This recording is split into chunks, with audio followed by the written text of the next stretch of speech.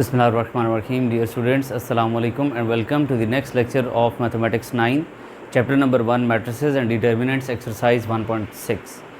Topic of today's lecture is finding solution of simultaneous linear equations by using matrix inversion method.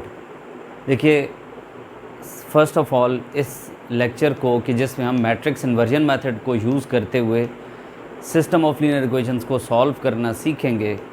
Matrix inversion method को start करने से पहले आप students को ये पता होना चाहिए कि first of all linear equation कैसे कहते हैं, फिर सिस्टम ऑफ लीनियर इक्वेशन क्या होता है और फिर उसके सॉल्यूशन को फाइंड करने से क्या मुराद है, और उसके बाद फिर हम आते हैं कि मैट्रिक्स इन्वर्जन मेथड को कैसे यूज़ किया जाएगा ताकि सॉल्यूशन फाइंड किया जा सके सिस्टम ऑफ लीनियर इक्वेशन का। देखिए, फ़र्स्ट ऑफ ऑल एक ऐसी मैथमेटिकल स्टेटमेंट जिसमें इक्वलिटी साइन इन्वॉल्व हो रहा हो इक्वेशन कहलाती है। मिसाल के तौर पर मैं आपसे कहता हूँ 2x + 1 = 3, तो आप देख रहे हैं कि इसमें ये एक मैथमेटिकल स्टेटमेंट लिखी हुई है जिसमें इक्वलिटी साइन आ रहा है, तो ये एक इक्वेशन कहलाएगी। ये लीनियर इक्वेशन है क्योंकि इसमें x की पावर 1 आ रही है। तो हम लीनियर इक्वेशन को तो समझ पा रहे हैं कि एक ऐसी इक्वेशन कि जिसके अंदर वेरिएबल की या x, y या z जो जिसको भी आप वेरिएबल कह रहे हैं उस वेरिएबल की पावर 1 इन्वॉल्व हो रही हो, ऐसी इक्वेशन लीनियर इक्वेशन होती है। और अगर इसकी पावर 2 या 3 या हायर पावर्स आ रही हो तो फिर वो नॉन लीनियर इक्वेशन होती है। हमने लीनियर इक्वेशन को सॉल्व करना सीखना है। अब इसके बाद देखिए कि अगर लीनियर इक्वेशन में एक वेरिएबल आ रहा हो तो वो अकेले ही सॉल्व हो जाती है। सॉल्व करने से मुराद क्या है कि इधर x की या कोई भी अगर कोई और इक्वेशन है तो उसमें अगर y आ रहा है मिसाल के तौर पर, तो y की या x की या z की या किसी भी वेरिएबल की ऐसी वैल्यू यहाँ पर पुट करें कि ये स्टेटमेंट जो लिखी हुई है ये एक ट्रू स्टेटमेंट बन जाए। मिसाल के तौर पर मैं x की यहाँ पर वैल्यू -1/2 लूँ तो ये स्टेटमेंट क्या करती है, -1/2 + 1 = 3। ये 2 और ये 2 कैंसिल, -1 + 1 तो 0 होते हैं। इसका मतलब है 0, 3 आपस में इक्वल हैं, तो ये स्टेटमेंट तो फॉल्स है। तो इसका मतलब है x की इधर ऐसी क्या वैल्यू पुट की जाए कि ये स्टेटमेंट ट्रू स्टेटमेंट बन जाए। तो हम इसको सॉल्व करने के लिए ये कुछ स्टेप्स करते हैं कि हम 3 - 1 लिख देंगे, वो 2 आ जाएगा और x = 2/2 यानी x = 1। अब अगर हम इधर x की वैल्यू मिसाल के तौर पर 1 पुट कर देते हैं तो ये स्टेटमेंट ट्रू बन जाएगी। तो इस चीज़ को कहते हैं कि हमने इसका सॉल्यूशन फाइंड किया। तो अब सॉल्यूशन फाइंड करना तो आपको समझ में आ रहा है, लेकिन ये साइमल्टेनियस सॉल्यूशन क्या होता है। देखिए कि अगर आपके पास लीनियर इक्वेशन में 2 वेरिएबल इन्वॉल्व हो रहे हों तो वो इक्वेशन अकेले सॉल्व नहीं होगी। यानी जैसे ये अकेले ही सॉल्व कर दी मैंने और इधर x की ये वैल्यू पुट करें तो मुझे पता चल रहा है कि ये स्टेटमेंट ट्रू है। मिसाल के तौर पर 3x + 4y = 19 है। अब इधर x और y की क्या वैल्यू पुट की जाए कि ये स्टेटमेंट ट्रू बन जाए, इसको हम इस तरह से अकेले ही सॉल्व नहीं कर सकते। इसको सॉल्व करने के लिए हमें पेयर ऑफ इक्वेशंस रिक्वायर्ड है। तो अगर हम इसके साथ एक और मिसाल के तौर पर इक्वेशन लिखते हैं 5x - 7y = 11, तो अब ये जो हमारे पास एक pair of linear equations develop हुआ है इसको हम कहते हैं सिस्टम ऑफ लीनियर इक्वेशन। कहने का मकसद ये है कि अगर आपके पास फ़र्स्ट ऑफ ऑल देखिए लीनियर इक्वेशन है यानी x और y की पावर 1 से ग्रेटर इन्वॉल्व नहीं हो रही। उसके बाद अगर मोर देन 1 वेरिएबल यानी 2 वेरिएबल्स हों या 3 वेरिएबल्स हों तो वो कहलाएगा कि वो सिस्टम ऑफ लीनियर इक्वेशंस है। अब ऐसे सिस्टम ऑफ लीनियर इक्वेशन को सॉल्व करने के लिए आप लोगों ने 7th क्लास में या 8th क्लास में या इस तरह से छोटी क्लासेस में आप लोगों ने एक तो एलिमिनेशन मेथड सीखा हुआ है और दूसरा सब्स्टिट्यूशन मेथड सीखा हुआ है और तीसरा आपने ग्राफिकल मेथड भी सीखा हुआ है ताकि आप x और y की वैल्यूज़ को फाइंड आउट कर सकें। तो आप इसको सॉल्व कर रहे हो बाय यूजिंग मैट्रिसेस, तो आप कहेंगे कि we are involving matrices to solve this system. इस सिस्टम ऑफ लीनियर इक्वेशन को सॉल्व करने के लिए मैट्रिक्स को जब यूज़ किया जाएगा तो एक मेथड ये है कि हम मैट्रिक्स इन्वर्जन मेथड यूज़ करें और एक ये है कि हम डिटर्मिनेंट्स को इन्वॉल्व करें यानी क्रैमर्स रूल को यूज़ करें for solving this system of linear equations. तो हम आज के इस टॉपिक में इस सिस्टम ऑफ लीनियर इक्वेशन का कंबाइंड सॉल्यूशन फाइंड करेंगे। यानी कंबाइंड सॉल्यूशन से बना दिया है कि अगर x और y की आप जो भी वैल्यूज़ फाइंड आउट करेंगे वो इसमें भी पुट की जाएँ, इसमें भी पुट की जाएँ। दोनों केसेस में वही दोनों वैल्यूज़ इन दोनों स्टेटमेंट्स को वो दो वैल्यूज़ ट्रू बना रही होंगी। यानी हम कहेंगे कि वो जो x और y की हमने वैल्यूज़ फाइंड की हैं वो इस इक्वेशन को भी सेटिस्फाई करती हैं और एट द सेम टाइम इस इक्वेशन को भी सेटिस्फाई करती हैं। तो वो ऐसा सॉल्यूशन कहलाएगा कंबाइंड सॉल्यूशन और simultaneous solution of this whole system of linear equations. अब ये सिस्टम ऑफ लीनियर इक्वेशन अगर 3 वेरिएबल्स पर मुश्तमिल होगा तो वहाँ पर हमें फिर 3 लीनियर इक्वेशंस रिक्वायर्ड होंगी और हम अगेन मैट्रिसेस को यूज़ कर सकते हैं। तो देखिए कि वो जो हमने सब्स्टिट्यूशन या एलिमिनेशन मेथड वो क्यों सफिशेंट नहीं और मैट्रिसेस को क्यों यूज़ किया जा रहा है। देखिए हायर लेवल के ऊपर अगर आप देखें तो जब आपके पास यहाँ पर वेरिएबल्स 3 या 4 या 5 वेरिएबल्स इन्वॉल्व हो जाएंगे तो उनको इकट्ठे सॉल्व करना आपके लिए इंतहाई ज़्यादा डिफ़िकल्ट हो जाएगा।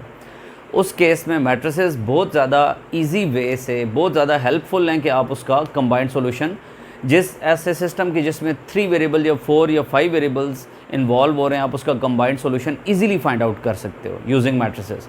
सो हम इस लेवल पर जब एक सीखने लगते हैं तो उस वक्त एक इजी सिस्टम लेकर इसको सॉल्व करते हैं ताकि हमारी प्रैक्टिस हो जाए और हम हायर लेवल के ऊपर जाकर प्रोफेशनली जब 3 या 4 या 5 या हायर वेरिएबल्स इन्वॉल्व हो रहे हों, ज़्यादा वेरिएबल्स इन्वॉल्व हो रहे हों, तो उस वक्त फिर हम उसे इफ़ेक्टिवली सॉल्व कर सकें।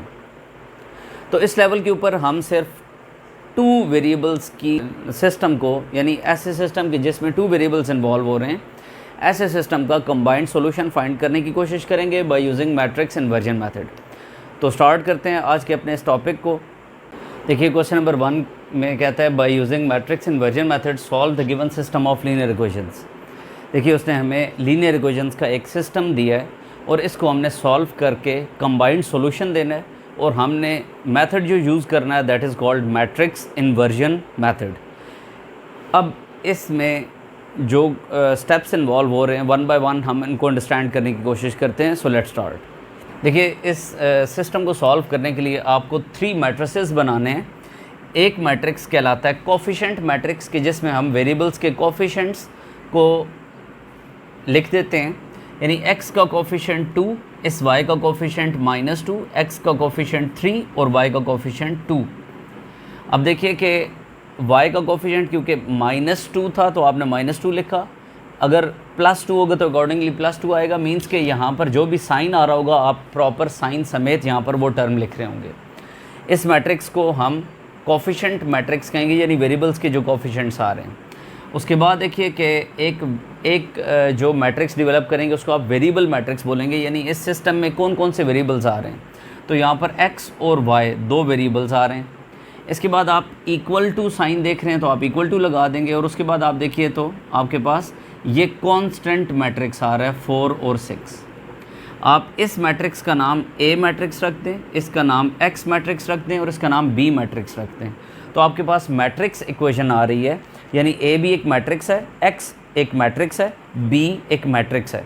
तो इस मैट्रिक्स इक्वेशन को सॉल्व करना है आप लोगों ने, यानी X मैट्रिक्स इसमें से अननोन है, बाकी A और B 2 मैट्रिसेस नोन है। तो अब आप ऐसा नहीं कह सकते कि A यहाँ पर X से मल्टीप्लाई हो रहा है इक्वल के इधर जाएगा डिवाइड हो जाएगा, बल्कि आपने A को इस साइड पर शिफ्ट करना है। तो कैसे शिफ्ट होगा, A इन्वर्स से बोथ साइड्स पर मल्टीप्लाई करेंगे, उसके थ्रू आपके पास इक्वेशन बनेगी x equal to A inverse B। अब x equal to A inverse B में x मैट्रिक्स XY के इक्वल है, B मैट्रिक्स 4 और 6 के इक्वल है, जबकि A इन्वर्स मैट्रिक्स की वैल्यू आपके पास नहीं है। आपके पास A मैट्रिक्स की वैल्यू तो है, A इन्वर्स मैट्रिक्स की वैल्यू नहीं है। तो आप A इन्वर्स मैट्रिक्स बनाओगे, यानी आप मैट्रिक्स का इन्वर्स कैलकुलेट करोगे। इसी वजह से इस मेथड को इन्वर्जन मेथड कहते हैं। यानी मैट्रिक्स इन्वर्जन मेथड मींस कि आपने इस मेथड का आपने इस मैट्रिक्स का इन्वर्स कैलकुलेट करना है। इस वजह से आप इसको कह रहे हो this method is matrix inversion method. तो हम इसका A का इन्वर्स कैलकुलेट करते हैं और सिंपली इसमें पुट करेंगे इस इक्वेशन में, तो आपको X मैट्रिक्स की वैल्यू मिल जाएगी। तो स्टार्ट लेते हैं। ए मैट्रिक्स है आपके पास 2 -2 3 और 2। अब आपने ए का इन्वर्स कैलकुलेट करना है और आप जानते हैं कि ए इन्वर्स लेने के लिए आपको एक तो डिटर्मिनेंट चाहिए होता है और एक एडजॉइंट चाहिए होता है। याद रखिए कि अगर डिटर्मिनेंट इक्वल टू 0 हो यानी मैट्रिक्स सिंगुलर हो तो उसका इन्वर्स पॉसिबल नहीं होता, और अगर यहाँ पर इन्वर्स पॉसिबल ना हुआ तो इस सिस्टम का कोई सॉल्यूशन एग्जिस्ट नहीं करता होगा। सो आप इसका सिर्फ डिटर्मिनेंट पहले निकाल के ये चेक करेंगे कि क्या इस सिस्टम का सॉल्यूशन एग्जिस्ट भी करता है या नहीं। अगर नहीं करता तो उसको हमने ज़ोर ज़बरदस्ती से तो फाइंड आउट करना नहीं है, हम उसको वहीं पर स्टॉप कर देंगे और कहेंगे कि solution of the system of the given system does not exist. लेकिन अगर इसका डिटर्मिनेंट 0 के इक्वल नहीं आता तो फिर आप इसका इन्वर्स भी कैलकुलेट करोगे और इसमें पुट करके कंबाइंड सॉल्यूशन भी फाइंड आउट करोगे। तो सबसे पहले हम डिटर्मिनेंट कैलकुलेट करते हैं। Determinant of A is equal to, आप जानते हैं कि डायगोनल एंट्रीज़ का प्रोडक्ट लेते हैं तो 2 × 2 करेंगे, माइनस साइन यूज़ करते हैं और नॉन डायगोनल एंट्रीज़ का प्रोडक्ट लेते हैं तो इसके थ्रू आपके पास डिटर्मिनेंट आ जाता है। 4 माइनस इंटू माइनस प्लस हो जाएगा और 3 × 2 6 हो जाएगा, तो आंसर 10 आ रहा है आपके पास। तो अब आप ये देखिए कि डिटर्मिनेंट ऑफ ए की वैल्यू तो आपके पास आ गई और ये 0 के इक्वल भी नहीं है, यानी मैट्रिक्स ए सिंगुलर नहीं है बल्कि नॉन सिंगुलर है, जिससे हमें ये पता चल रहा है कि इस सिस्टम का सॉल्यूशन एग्जिस्ट करेगा। अब हम इसके बाद इसका एडजॉइंट लेते हैं तो आप लिखेंगे adjoint of A is equal to, आप जानते हैं कि डायगोनल एंट्रीज़ को इंटरचेंज किया जाता है और नॉन डायगोनल एंट्रीज़ के साइंस को चेंज किया जाता है। तो आप डायगोनल एंट्रीज़ को इंटरचेंज कर दें और नॉन डायगोनल एंट्रीज़ के जस्ट साइंस को चेंज कर दें तो आपके पास एडजॉइंट आ गया। अब ए इन्वर्स का फार्मूला होता है adjoint of A by determinant of A. तो अब आप इसमें एडजॉइंट में उसकी वैल्यू यानी 2 2 -3 और 2 पुट कर देंगे, जबकि डिटर्मिनेंट के अंदर आप 10 पुट कर देंगे। अब आप जानते हैं कि डिटर्मिनेंट इस तमाम मैट्रिक्स की हर एंट्री से डिवाइड हो जाएगा, यानी ए इन्वर्स इक्वल टू 2/10 आ जाएगा, 2/10 आ जाएगा, -3/10 और 2/10 आ जाएगा। तो इस तरह करके आपके पास ए इन्वर्स की वैल्यू आ रही है। अगर ये सिंप्लीफाई करना चाहें तो आप कर सकते हैं और अगर आप ना भी करें तो तब भी ठीक है। अब देखिए हम x equal to A inverse b जो इक्वेशन बनाई थी इसके अंदर वैल्यूज़ पुट करते हैं। x मैट्रिक्स की वैल्यू है xy, ए इन्वर्स मैट्रिक्स की वैल्यू ये है यानी 2/10 2/10 -3/10 2/10 और b मैट्रिक्स की वैल्यू आपके पास है 4 और 6। तो अब आप जानते हैं कि दो मैट्रिसेस मल्टीप्लाई कैसे किए जाते हैं। फर्स्ट रो को फर्स्ट कॉलम से, फर्स्ट रो अगर कोई सेकंड कॉलम हो तो उससे भी मल्टीप्लाई होता है, लेकिन यहाँ पर कोई सेकंड कॉलम नहीं है तो आप 2/10 मल्टीप्लाई बाय 4 कर दें प्लस 2/10 मल्टीप्लाई बाय 6 कर दें, ये आपके पास एक एंट्री आ गई है। इसके बाद आप सेकंड रो को फर्स्ट कॉलम से मल्टीप्लाई करें तो -3/10 multiply by 4 plus 2/10 multiply by 6 आ जाएगा। तो ये एक्स वाई के इक्वल है। बस अब आप इसको सिंप्लीफाई कर दें तो आपके पास वैल्यूज़ आ जाएंगी। देखिए एक्स वाई ये आपके पास आ रहा है जी 8/10 और ये आपके पास आ रहा है 12/10, ये आपके पास आ रहा है -12/10, जबकि ये आपके पास आ रहा है +12/10। तो अब आप देखिए कि एक्स वाई फिर ऐसे ही आ जाएगा। इधर आप एलसीएम ले लेंगे तो 8 + 12/10, जबकि ये +12/10 और -12/10 दोनों कैंसिल होकर यहाँ पर 0 दे देंगे। तो अब आप 12 और 8 को ऐड करें तो आपके पास 20/10 आ रहा है और यहाँ पर आपके पास 0 आ रहा है और ये इक्वल किसके, x और y के। तो 10 1s और 10 2s, तो आपके पास x और y इक्वल आ रहा है 2 और 0 के। अब आप जानते हैं कि दो मैट्रिसेस इक्वल तब होते हैं जब उनका ऑर्डर भी सेम हो और कोरेस्पॉन्डिंग एंट्रीज़ भी सेम हो। क्लियरली ऑर्डर भी सेम है तो अब कोरेस्पॉन्डिंग एंट्रीज़ को इक्वेट करेंगे, यानी x की वैल्यू 2 लिखेंगे और y की वैल्यू 0 लिखेंगे। तो सॉल्यूशन सेट आपके पास जो आ रहा है, कंबाइंड सॉल्यूशन आ रहा है, वो ऑर्डर्ड पेयर 2 0 आ रहा है। आप इसका solution in the form of ordered pair लिखोगे तो x की वैल्यू 2 और y की वैल्यू 0 आ रही है। तो आई थिंक कि आपको मैट्रिक्स इन्वर्जन मेथड के जितने भी स्टेप्स हैं ये आपको क्लियर हैं। आपने इसमें सिंपली क्या करना है, सिर्फ ए मैट्रिक्स का इन्वर्स कैलकुलेट करना है। अगर आप ये सक्सेसफुली कैलकुलेट कर लेते हैं, एंड पर आपने इसमें इस मैट्रिक्स इक्वेशन में पुट करके इसका प्रोडक्ट लेना है और आपने आंसर लिख देना है। अब हम इसका कोई एक पार्ट और भी कर लेते हैं और रिमेनिंग पार्ट्स आपको जस्ट फॉर प्रैक्टिस होमवर्क में दे देते हैं। अब आप देखिए 7th पार्ट में आपको ये एक सिस्टम गिवन है, आपने इससे 3 मैट्रिसेस डेवलप करने हैं। एक का नाम हमने ए एक का नाम x और एक का नाम b रखना है। a बनाने का तरीका क्या है, x के कोफिशिएंट्स को इधर लिखिए, y के कोफिशिएंट्स को ये लिख दीजिए, वेरिएबल x और y आ रहे हैं वो x और y सीक्वेंस में लिख दीजिए, और 4 और -10 आ रहे हैं तो ऐसे लिख दीजिए। अब आप ax equal to b matrix equation को देख रहे हैं, जिसमें से x अननोन है जिसे हम फाइंड करना चाहते हैं, यानी x और y को हम फाइंड करना चाहते हैं इस मैट्रिक्स को, और a मैट्रिक्स हमें यहाँ रिक्वायर्ड नहीं है, तो इसको इस तरफ शिफ्ट करें तो ये इन्वर्ट हो जाएगा। इसी वजह से हम इसे मैट्रिक्स इन्वर्जन मेथड कह रहे हैं। a मैट्रिक्स आपके पास है, आपको a इन्वर्स रिक्वायर्ड है, तो first of all a inverse find करने के लिए डिटर्मिनेंट कैलकुलेट कीजिए।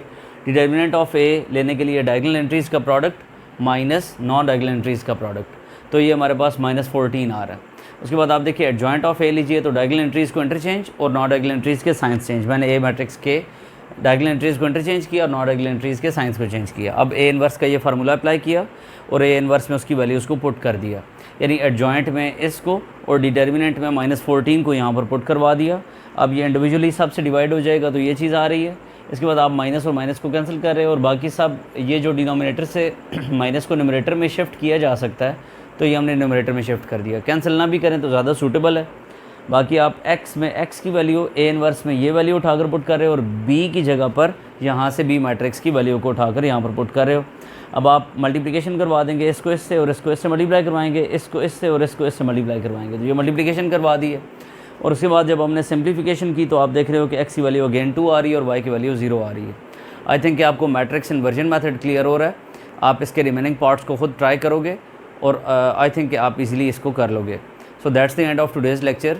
आने वाले लेक्चर्स में हम क्रैमर्स रूल को यूज़ करते हुए अगेन इस तरह के सिस्टम को सॉल्व करने की कोशिश करेंगे, और उसके बाद फिर हम वर्ड प्रॉब्लम्स को कंप्लीट कर लेने के बाद इस चैप्टर को एंड करेंगे। So keep watching this channel. अगर आप लोगों को ये वीडियोस पसंद आ रही हैं तो काइंडली शेयर करें, सब्सक्राइब करें, लाइक करें, कमेंट करें, और मैक्सिमम स्टूडेंट तक इस चैनल को पहुँचाएँ ताकि सब स्टूडेंट्स इससे बेनिफिट हासिल कर सकें। Thank you so much for watching. Take care. अल्लाह हाफिज़।